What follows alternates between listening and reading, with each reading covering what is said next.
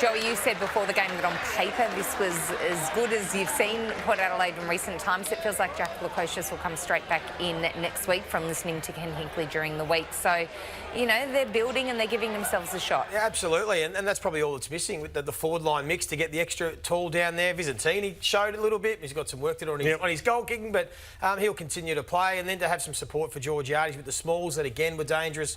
Burn Jones and Rioli, a midfield that's humming and have got a lot of options, and a backline that we'll talk about in a moment that look really settled and comfortable. So Jack Lukosius will play almost all of the game time across the weekend. I spoke to Chris Davies, the club's football boss.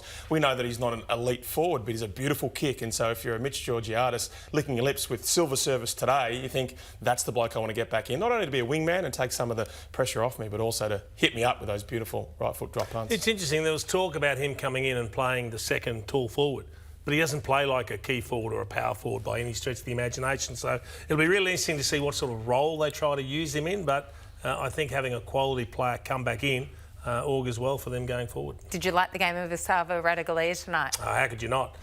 This is a guy, and Mark Rasciuto rightfully asked Mitch Georgiades that he's incredibly improved. He was full of praise for the defender. He's taking on big scalps and he's more than holding his own. He's starting to get confidence as well, so he's really backing himself when he gets the opportunity to take the intercept marks, and then we're seeing him springboard and trying to turn defence into attack. And he's been maligned at times, and we've been critical of him as well. And you remember last year they had to move him forward.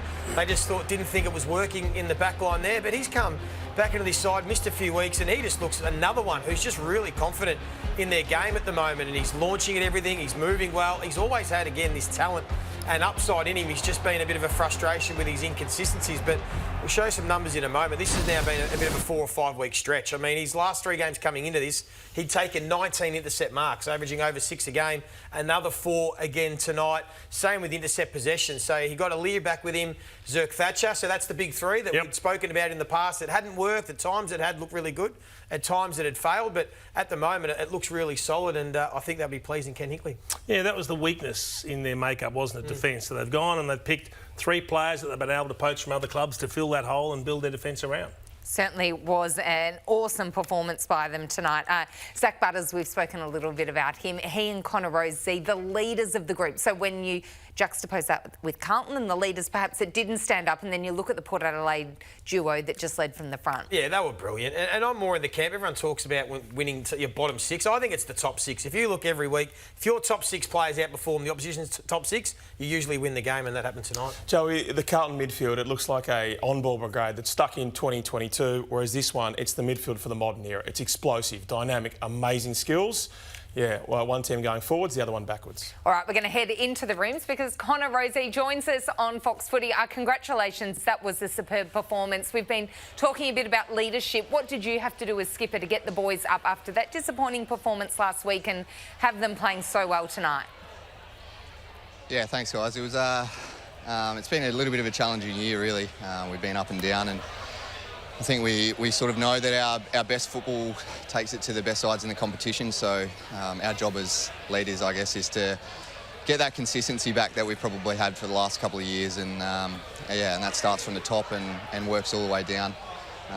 So yeah, I think we got a bit of that back this week, and hopefully we can keep that rolling now. Connor, congratulations, another great game from yourself. Can you talk us through a little bit of that frustration? Because we see some performances from Port that look like the Port of old, the Port that, you know, is racking up preliminary final performances, and you look so good.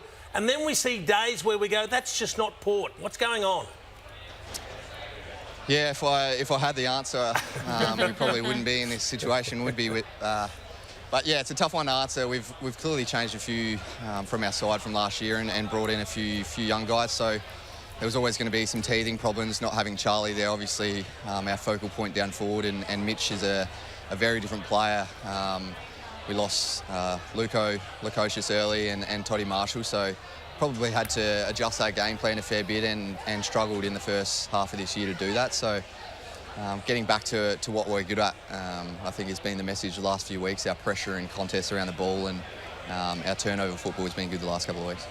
Congratulations tonight, Connor, and for the season. You've been brilliant. Can you talk us through a bit about your role now and those conversations on a weekly basis? We know you played a lot of half-back and then you've been integrating back into the midfield in recent weeks. Are those conversations that you're involved in with the coaches? Are you just told where you're going to play? And throughout the game, is that instructions from the bench, or are you having a licence to know when to throw yourself on ball and back?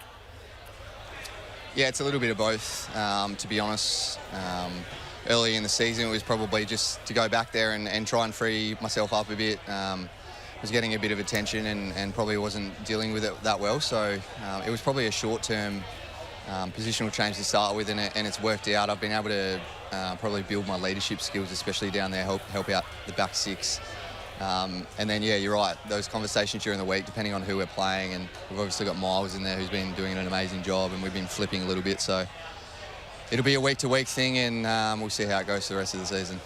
So you turned Lisbos to try and recruit your great mate Jack Lukosius, which was successful. What are you doing to try and keep Miles? Because he looks comfortable. He's clearly in the form of his career, but every Victorian club is desperately trying to chase him. Yeah, absolutely. He's been terrific for us. I know how much he loves this group. I've had a lot of conversations to him, over the last few weeks, and had him around for dinner. And it's tough to sort of put yourself in that position, especially for myself, being at home and with my family. So I can absolutely understand all the players in the competition that have that pull to go home.